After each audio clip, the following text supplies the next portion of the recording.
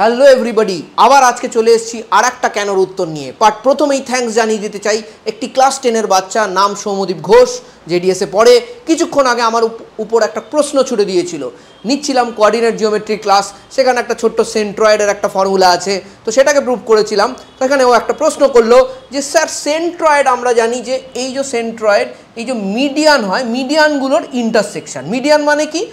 যে লাইনটা একটা ভার্টেক্স থেকে অপোজিট সাইডকে ইকুয়ালি ডিভাইড করে।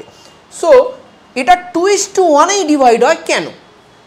সো যেহেতু কোঅর্ডিনেট জিওমেট্রি ক্লাস নিচ্ছিলাম, খুব স্বাভাবিক, জাস্ট আমি 10 মিনিট আগের কথা বলছি, 10-15 মিনিট আগের কথা, খুব স্বাভাবিক। সেখানে এটাকে আমি কি বলেছি? আমি বলেছি এটা জিওমেট্রি দিয়ে প্রুভ করতে হয়, এবং আমার দায়িত্ব এবং আমাদের সবাই যারা টিচার আছে তাদের দায়িত্ব, যখন কোনো এরকম প্রশ্ন ছুড়ে আসবে অবশ্যই সেটাকে ক্লিয়ার করে দিতে হবে। ও আমাকে এই প্রশ্ন করেছে, তার মানে আমি ধরছি অনেকের মনেই এই প্রশ্নটা আছে, অথবা অনেকেই মেনে নিয়েছে যে 2:1। কিন্তু আমরা মানব না। বারে বারে আমি আসবো অঙ্ককে নিয়ে অন্যভাবে ভাবার কনসেপ্ট নিয়ে, যাতে অঙ্কে লোকে কেন জিজ্ঞেস করে, প্রতিটা জিনিসের কেন বুঝে যাতে এগোয়, রাদার দ্যান রিমেম্বারিং ফর্মুলাস আর ডাইরেক্টলি অ্যাপ্লাই করে মার্কস তুলে আনাটা যেন ম্যাথামেটিক্স না হয়, কারণ এর জন্য প্রচুর ছেলেমেয়ের পরবর্তী দিকে প্রচণ্ড ব্যথা পেতে হচ্ছে, সেটা আমরা চাই না। সো আমরা শিখবো আজকে 2:1 রেশিওতে কেন সেন্ট্রয়েড ডিভাইড করে। চলো, এখানে আমরা একটা ট্রায়াঙ্গেল দেখতে পাচ্ছি এবিসি, ডি আর ইটা হলো মিড পয়েন্ট, তার মানে এইটা আর এটা ইকুয়াল, এটা আর এটা equal. Clear? Mid point theorem আমরা সবাই জানি। সো যদি এই দুটো মিড পয়েন্ট হয় প্যারালাল, তাহলে কি আমরা বলতে পারি?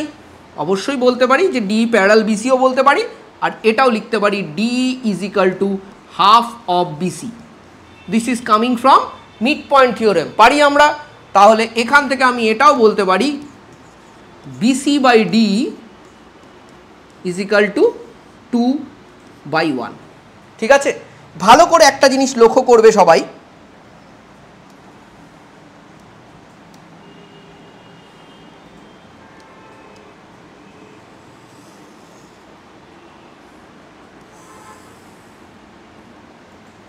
এই যে আমি বিই আঁকলাম, এটা কি একটা মিডিয়ান নয়? অবশ্যই। এইটা একটা ভার্টেক্স থেকে অপোজিট সাইডকে ইকুয়ালি ডিভাইড করেছে। সিডিও একটা median.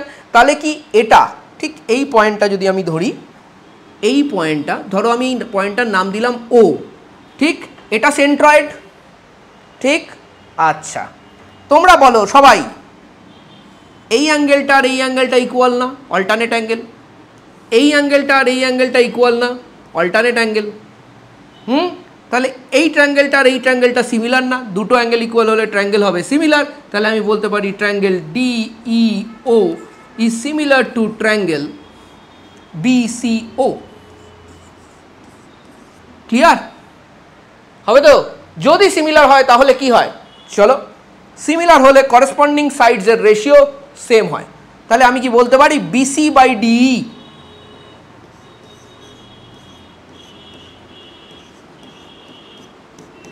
BC by DE is equal to BO by EO, আর BC by DE আমি জানি 2/1। সো BO by EO আমি লিখতে পারি 2:1। হেন্স ইট ইজ প্রুভড যে সেন্ট্রয়েড মিডিয়ানকে 2:1 রেশিওতে ডিভাইড করে। আমি সবাইকে বলবো, কোশ্চেনকে, প্রশ্নকে আমাদের কিন্তু প্রশ্রয় দেওয়া উচিত। যখন কোনো কেন আসে আমাদের সেটাকে প্রশ্রয় দেওয়া উচিত, রাদার দ্যান সেইং যে ওটাই ফর্মুলা। ঠিক আছে? ওটা মুখস্থ করে নে। আমরা প্রশ্রয় দেব প্রশ্নকে এবং প্রশ্নের উত্তর দেব, এটাই আমাদের মোটো হওয়া উচিত। প্যারেন্টসরা যদি এই ভিডিও কেউ দেখেন, যারা যারা আপনাদের চেনাশোনা আছে, যাদের এটাতে ডেফিনেটলি কোনো হেল্প হতে পারে, কোনো বাচ্চার তার ভাবনা চিন্তা ডেভেলপ হতে পারে, অবশ্যই শেয়ার করবেন। তাতে কি হবে? আমাদেরও সবাই নতুনভাবে ভাববে। বাচ্চারা নতুনভাবে যখন অঙ্ককে নিয়ে ভাববে, তখন অন্য সাবজেক্ট থেকে শুধু ম্যাথসের তো ডেভেলপমেন্ট হবেই, অন্যান্য সাবজেক্টেও প্রচণ্ড ডেভেলপমেন্ট হবে। লাইক ফিজিক্স কেমিস্ট্রিতে গত 5-6 বছর ধরে ফিজিক্স কেমিস্ট্রি পড়িয়ে আসছি আমি। হ্যাঁ, আমি ফিজিক্স কেমিস্ট্রি পড়াই, ফিজিক্স কেমিস্ট্রি পড়িয়ে আসছি। সেখানে দেখেছি জিওমেট্রি, কোঅর্ডিনেট জিওমেট্রি এবং ট্রিগোনোমেট্রি, এই তিনটের ইউজ ঠিকঠাক না করতে পারার জন্য ব্যথা পাচ্ছে বাচ্চারা। সেই ব্যথা থেকে তাদের নির্মূল করার জন্য আমাদের ম্যাথস কেন থেকে বুঝতে হবে, তবে গিয়ে আমরা পারবো। আর যতদিন আমি আছি ততদিন আমি আমার সাধ্যমতো চেষ্টা করে যাব যে এটাকে যেন একটা নতুন করে মানুষের মনে উদ্ভাবিত করে যেতে পারি, এবং আশা করি অনেকের লাভ হয়েছে এটাতে, ভিডিওটাতে।